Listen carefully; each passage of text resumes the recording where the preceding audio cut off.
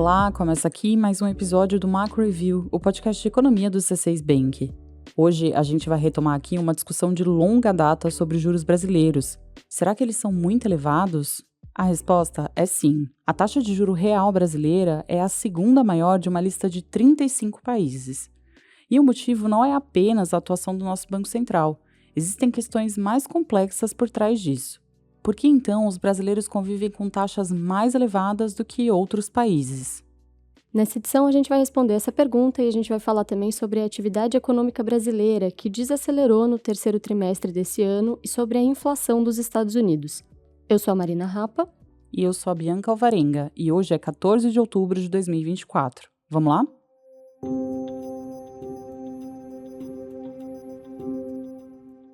O juro real é o retrato mais fiel do custo do dinheiro em qualquer lugar.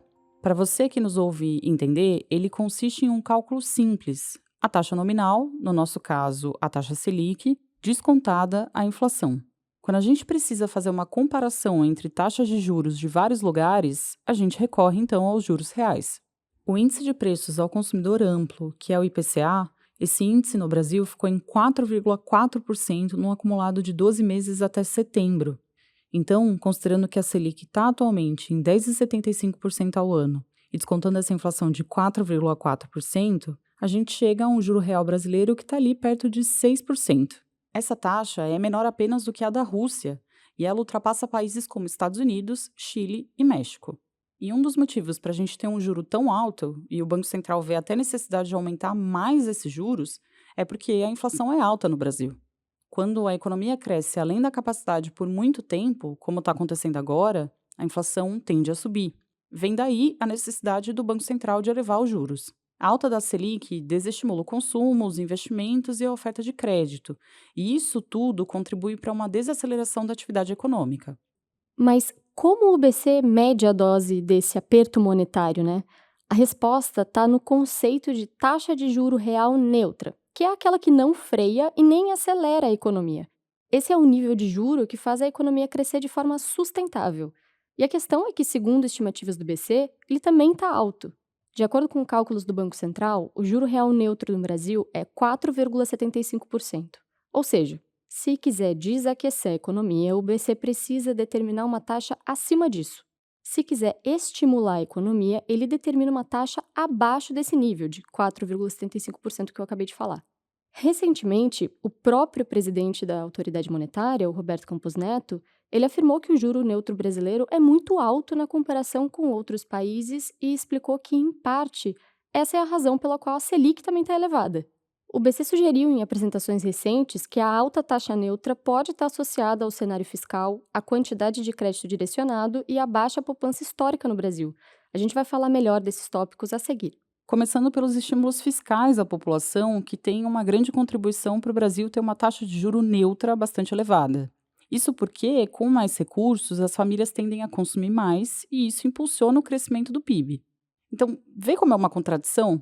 Se de um lado o Banco Central aumenta os juros na tentativa de frear a economia, na contramão disso estão os incentivos fiscais que aceleram a atividade. Ou seja, nesse quadro, a política monetária não surte todo o efeito esperado. E o segundo ponto que o BC tem citado, que é o do crédito direcionado, e aqui eu explico, né? Esse é um tipo de crédito que é concedido a determinados setores com taxas de juros mais baixas. Esse crédito direcionado também deve ser observado porque ele sofre menos influência da Selic. De acordo com o Banco Central, o percentual desse tipo de crédito no Brasil é maior do que em outros países. No livro Como Fazer os Juros Serem Mais Baixos no Brasil, a Febraban, que é a Federação dos Grandes Bancos, ela diz que o grande volume dessas operações de crédito direcionado impacta negativamente o mercado, gerando distorções que aumentam a taxa básica de juros da economia. E aqui eu reproduzi exatamente como estava escrito ali. Além disso, o Brasil poupa pouco historicamente. Considerando dados do Fundo Monetário Internacional, a taxa de poupança bruta do Brasil foi de 15,3% na média entre 2010 e 2023. Esse valor é mais baixo do que México, Chile, Peru e Colômbia. Isso significa que os brasileiros tendem a gastar mais e quanto menos a população poupa, menor é o dinheiro disponível para ser direcionado a financiamentos, empréstimos e outros tipos de crédito. Isso tudo tende a aumentar a taxa de juros. Então, em um cenário em que o BC busca frear a economia, é preciso adotar juros mais altos. De forma simplificada, a diferença entre os juros reais e o juro neutro é a dose do aperto monetário necessária para esfriar a economia. Na nossa visão, para o Brasil ter um juro mais baixo, é necessário que os fatores estruturais que a gente citou agora há pouco sejam endereçados. Até que isso aconteça, não tem jeito, o país deve conviver com uma Selic mais alta. Aliás, como a gente falou, um dos maiores desafios, talvez o maior deles, é justamente diminuir os gastos do governo. Agora, por que essa questão fiscal impacta a inflação e acaba mantendo a taxa de juro neutra elevada? A Cláudia Moreno, responsável pela cobertura de Brasil na equipe econômica do C6 Bank, vai explicar.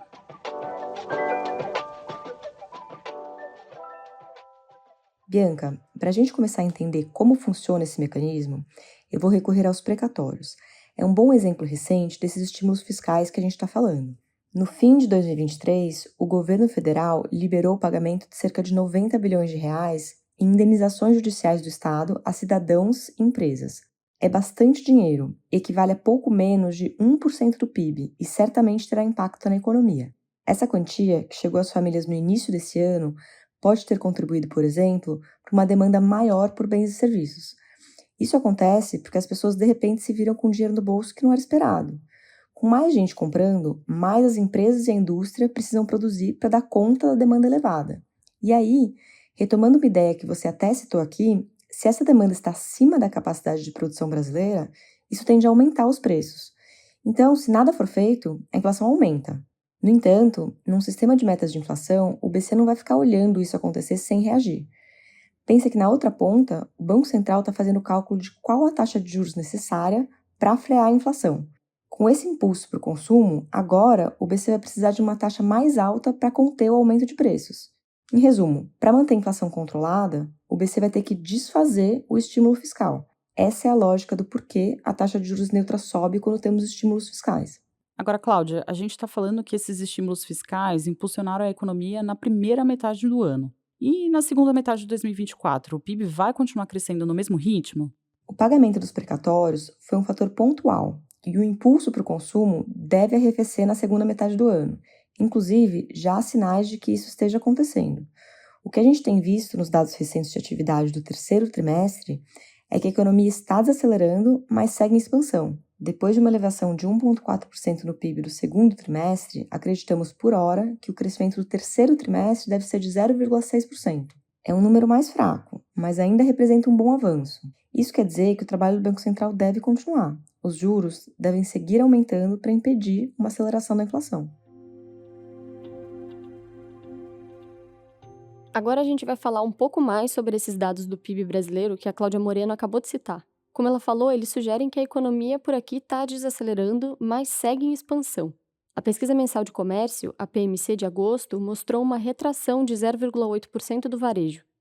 Já o volume de serviços apresentou uma queda de 0,4% no mesmo período, de acordo com os dados da Pesquisa Mensal de Serviços, a PMS.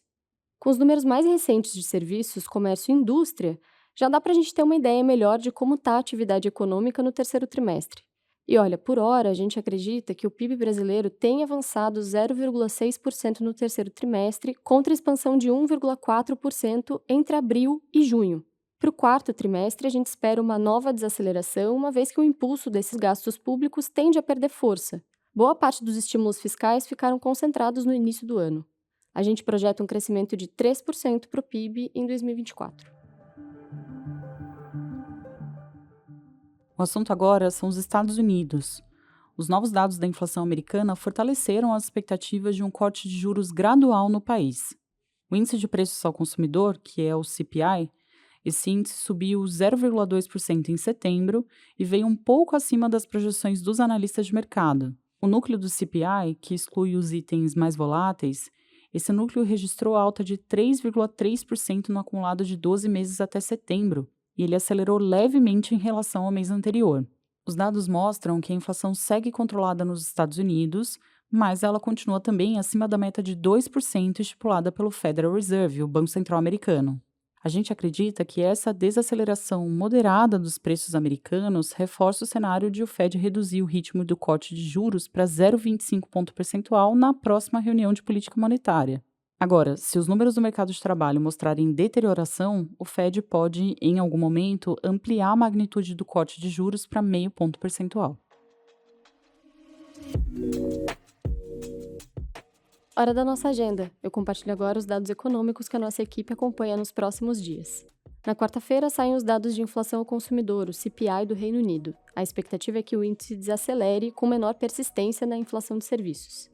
Na quinta-feira, tem decisão de política monetária do Banco Central Europeu. A nossa expectativa é que o BCE corte os juros novamente nessa reunião por causa da fraca atividade econômica e da contínua desaceleração da inflação. E para fechar a semana, também na quinta-feira, a China divulga o PIB do terceiro trimestre. É importante ficar atento a esse dado, já que a atividade vem perdendo força no país, como a gente falou aqui na última edição. A nossa expectativa é de um crescimento ainda fraco da economia chinesa no terceiro trimestre. Bom, é isso, chegamos ao fim de mais um episódio. Espero que você tenha gostado do nosso podcast de hoje. Aproveito para agradecer a todos que deixaram comentários no nosso último episódio. Obrigada, pessoal!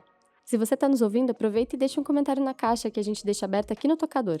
Me conta, o que você achou do episódio de hoje? Quem faz parte da equipe econômica do C6 Bank são o Felipe Salles, a Cláudia Moreno, a Cláudia Rodrigues, o Elisé Jacob e o Felipe Mack. A produção e roteiro são desse time todo, junto com Bianca Alvarenga e Marina Rapa. A edição de som é da Thaís Andrea. A gravação fica com a Rafaela de Oliveira e a divulgação nas redes sociais com a Maria Fernanda Pedroso. Lembrando que você pode seguir o Macro Review na sua plataforma favorita de podcasts. Assim, quando a gente publicar um novo episódio, você vai ser notificado. É bom para quem quer ficar por dentro da economia e para quem quer conhecer uma visão original dos fatos econômicos. Uma boa semana para você e até a próxima!